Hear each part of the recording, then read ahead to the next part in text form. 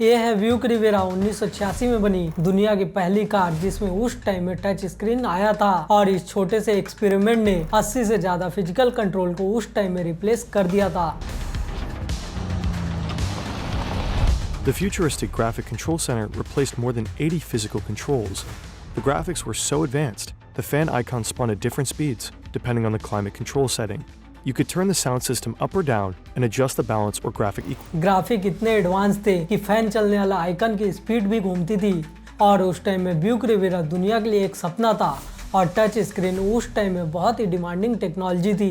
Riviera अपने time से बहुत ही ज़्यादा आगे था, शायद बहुत ज़्यादा आगे पहुंच गया और कार के ड्राइवर ने उस टाइम में इसको बहुत ही ज़्यादा वर्चुअल रिव्यू दिया। टच स्क्रीन का सपना और स्पेस जाने का सपना उस टाइम में बहुत ही रियल लगने लगा था, लेकिन इसकी स्क्रीन बहुत ही ज्यादा फेडी थी और इसमें डिस्ट्रैक्शन बहुत ही ज्यादा था और इसके टच के कंट्रोल के बटन उस टाइम में फिजिकल बटन से बहुत ही ज्यादा स्लो थे। इसीलिए कस्टमर कहने लगे, भाई तुमने क्या बवाल बना दिया। धीरे धीरे जाके प्रोडक्शन के नंबर उस टाइम में बहुत ज्यादा गिरने लगे और सिर्फ 3 साल के बाद रिवेरा में टच स्क्रीन हटा दिया गया। पर टच स्क्रीन इन्वेंट हो चुका था और टच स्क्रीन की थिंकिंग कभी भी मरने वाली नहीं थी और साथ में ऐसे फीचर वापस आए जो ड्राइविंग को उस टाइम में रीइन्वेंट करने का दावा करते थे। हाईटेक डोर हैंडल जो कि ढूंढना बहुत ही ज्यादा मुश्किल था, यूज करना बहुत ही ज्यादा ट्रिकी था, सदियों तक ये ऑलमोस्ट यूजलेस बना रहा। स्टार वार जैसा गियर शिफ्टर जिसको चलाने के लिए 4 मिनट का एक्सप्लेनेशन वीडियो चाहिए था। नई कार में बटन, लीवर और नॉब पूरी तरीके से गायब हो गए। अब वो जमाना आ गया था जब कार इंजीनियरिंग जितनी नहीं बल्कि सॉफ्टवेयर अपडेट पे बहुत ही ज्यादा डिपेंड करने लगी और बहुत सारे एविडेंस ये भी है कि कुछ कार सिर्फ हार्ड नहीं बल्कि सेफ भी हो सकती थी और हो सकता था कि वो कार उस टाइम आपकी लिस्ट में भी हो। आप इमेजिन करो, बर्फीले पहाड़, रोड और सामने एक ट्रांसपोर्ट का ट्रक है और उसमें विजिबिलिटी बहुत ज्यादा कम है और कार की रीजनरेशन ब्रेक हर बार थ्रॉट छोड़ के वापस पकड़ लेती थी।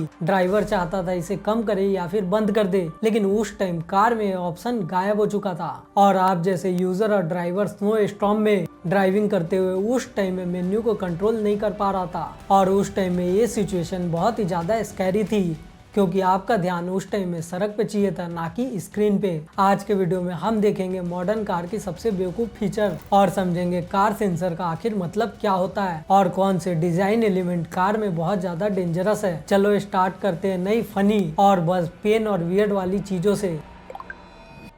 कार में एंटरटेनमेंट और टेक बहुत सालों से इवॉल्व हो रहा था। 1930 में एफएम रेडियो, टेप और सीडी और कभी कभी तो रिकॉर्ड प्लेयर तक आ चुका था, लेकिन अर्ली 2000 के बाद कार इंटीरियर ने बहुत ज्यादा बोल्ड टर्न लिया और 2012 में एक कार आई जिसने पूरा का पूरा गेम बदल दिया और एक कार थी टेस्ला की मॉडल एस। रिलीज के टाइम पे इलेक्ट्रिक कार के लिए हग लीप माना गया। रेंज, एक्सीलरेशन और टॉप स्पीड उस टाइम सब पे बात हुई और सबसे बड़ा शौक, ये कार लगभग 17 इंच के टच स्क्रीन के साथ में उस टाइम डिजाइन की हुई थी। उस टाइम में कार में जितने स्क्रीन होते थे ये 4 से 6 स्क्रीन जितनी बड़ी होती थी और टेस्ला ने सॉफ्टवेयर फर्स्ट अप्रोच को पूरा नॉर्मल बना दिया। कार लॉन्च होने लगी जैसे एप्पल के आईफोन लॉन्च हुआ करते थे और बहुत सारे लोगों को लगने लगा कि अब फ्यूचर आ चुका है। एक रीजन बहुत ही ज्यादा एक्साइटमेंट में था और दूसरा बहुत ही ज्यादा प्रैक्टिकल हो गया। टच स्क्रीन मैन्युफैक्चरिंग में बहुत ही ज्यादा चीपर और सिंपल भी पड़ सकती थी और ये बहुत सारे फिजिकल कंट्रोल को आसानी से रिप्लेस कर सकती थी।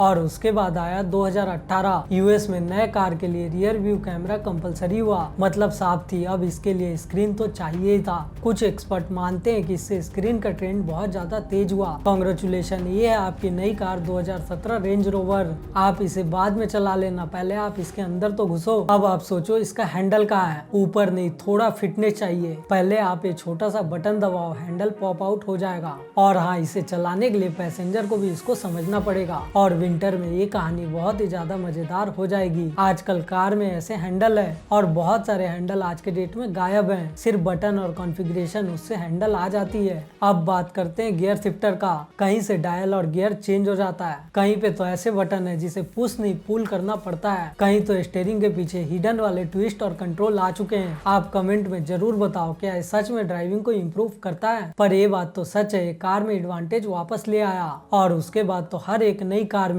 आपको नई चीजें स्क्रैच से सीखना पड़ता है। गेनिस EVO 60 में शिफ्टर गायब था, बस एक क्रिस्टल बॉल के साथ आपको मैनेज करना था। कंपनी बोलती थी ड्राइवर और कार के बीच इमोशनल कनेक्शन बनेगा, ब्रेक दबाओ, बटन दबाओ, स्पेयर रोटेट होगा, शिफ्ट डायल बाहर निकलेगा, रिवर्स करने के लिए लेफ्ट ट्विस्ट डायल वाइब्रेट करेगा, आपको घबराना नहीं है, स्वीट वाइब्रेशन और सेफ्टी है। मैंने क्या बोला, आपको समझ नहीं आया? आप अकेले नहीं हो। गेनिस ने लगभग 4 मिनट का वीडियो बनाया सिर्फ इस चीज को एक्सप्लेन करने के लिए। पहले के टाइम में ग्लव अपार्टमेंट एक हैंडल से खुल जाता था, अब कुछ कार में टच स्क्रीन मेन्यू से खोलो, कार सेटिंग में जाओ, ग्लव बॉक्स पे टैप करो और चाहे तो पिन भी सेट कर दो। यानी कि सिंपल चीजें भी बहुत ज्यादा मल्टी स्टेप प्रोसेस बन गई। और कुछ मैन्युफैक्चरर ने कार को सॉफ्टवेयर की तरह ट्रीट करना शुरू किया है। अपग्रेड और सब्सक्रिप्शन जैसे कि सॉफ्टवेयर के मॉडल में होता है। एक टाइम में BMW ने हीटेड सीट जैसी फीचर पे सब्सक्रिप्शन जोड़ा था, फिर कस्टमर का इंटरेस्ट कम हुआ और आइडिया को ड्रॉप करना पड़ा। आज की कार कैमरा और सेंसर से पूरी तरीके से भरी होती है।